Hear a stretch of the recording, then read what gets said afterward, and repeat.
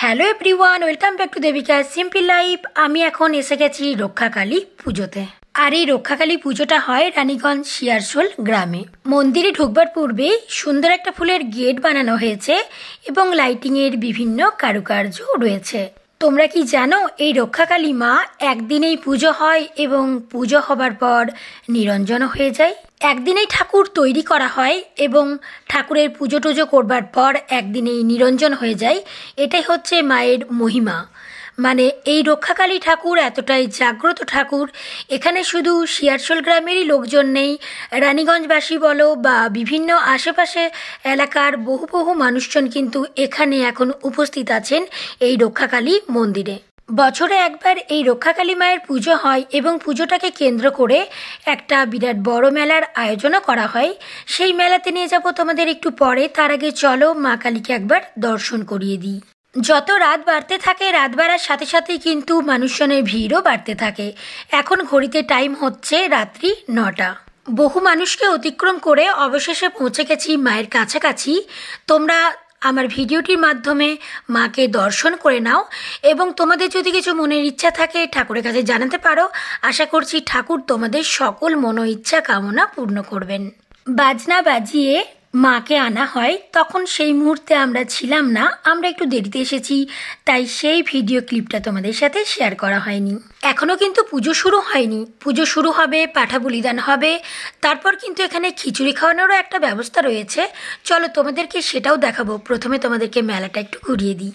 বিরাট বড় মাঠ জুড়ে কিন্তু মেলাটাকে বসানো হয়েছে। এখানে খাজা, গজা, গাঠিয়া, নিকুতি, গরম গরম জিলাপি সমস্ত কিছু বিক্রি করছে।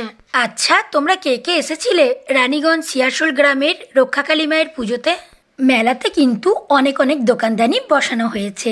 খাবারের দোকান বলো, ফটোর দোকান বলো, বাচ্চাদের খেলনার দোকান, সমস্ত কিছু কিন্তু রয়েছে। রয়েছে কিছু দোলনা।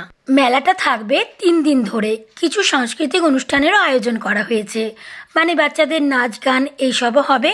তাই মেলাটা 3 দিন ধরে থাকে। কিন্তু এখানে বিক্রি করছে বিভিন্ন বিভিন্ন রকমের পান। বিভিন্ন রকমের পান বিক্রি করার জন্য কত রকম মশলা রয়েছে তোমরা দেখো একবার। কাজু, কিশমিশ, চেরি, আরও অনেক অনেক কিছু রয়েছে। আর এখানে বিভিন্ন বিভিন্ন পানের নাম রয়েছে বিভিন্ন দামের সাথে সাথে। তবে আমার পান বানানোর যে সমস্ত মশলাগুলো রয়েছে সেইগুলো কিন্তু খেতে ইচ্ছা করছিল, তবে সেইগুলো তো শুধু শুধু দেবে না, তার জন্য পান খেতে হবে। যদিও আমি পান খেতে পারি না, পান খেলে মুখটা ঠিক কীরকম একটা হয়ে যায়।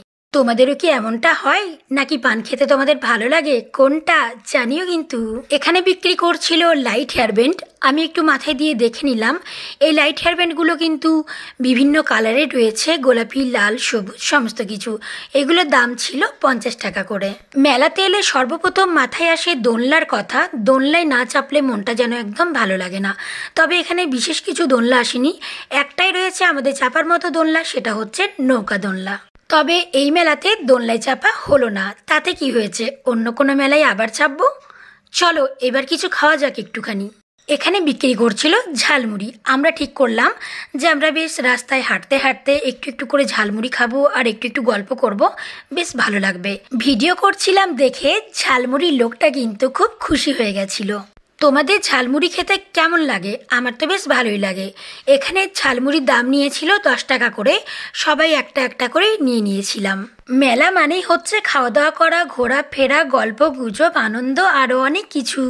আচ্ছা, তোমাদের গ্রামেও কি হয় এইরকম রক্ষাকালী মায়ের পুজো?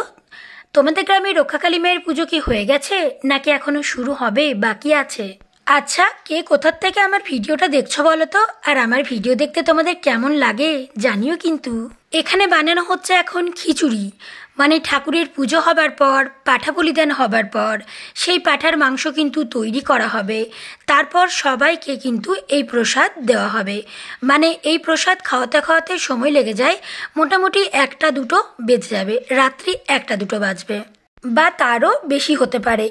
অনেক অনেক মানুষজনকে খাওয়ানো হয়, প্রায় হাজার হাজার মানুষজন কিন্তু এখানে খিচুড়ি প্রসাদ খেয়ে থাকেন।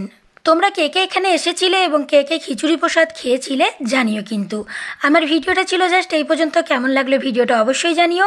চলো তাহলে টাটা, বাই বাই, দেখা হবে পরের ভিডিওতে তোমাদের সাথে আবারও।